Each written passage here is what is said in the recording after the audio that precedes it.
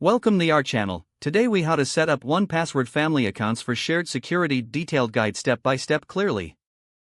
To set up 1Password family accounts for shared security, begin by visiting the 1Password website and clicking on the Get Started button. Next, select the Family's Plan option to explore the features available. You will be prompted to create a new account. Enter your email address and choose a strong master password. Confirm your master password to ensure it is correct. Upon creating your account, you will receive an email for verification. Click the link in the email to verify your account. Once verified, log in to your new 1Password account. From the account dashboard, navigate to the Family section. Click on Invite Family Member to start adding users. Enter the email address of each family member you want to invite. You can include a personal message if you wish. After entering the information, click Send Invitation.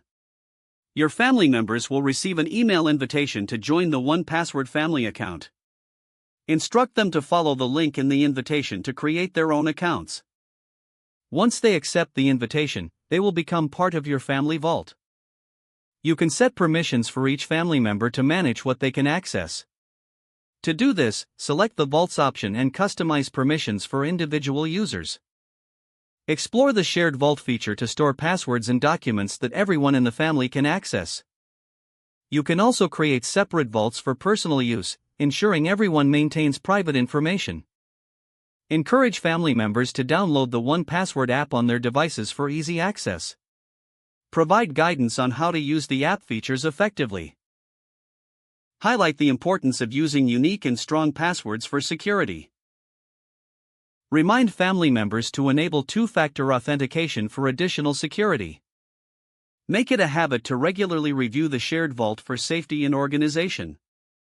That concludes the setup process for your 1Password family account, promoting shared security. If the page does not load, refresh the browser or try again in a private or incognito window. Make sure you are using the correct email address, then retype it carefully to avoid small typos.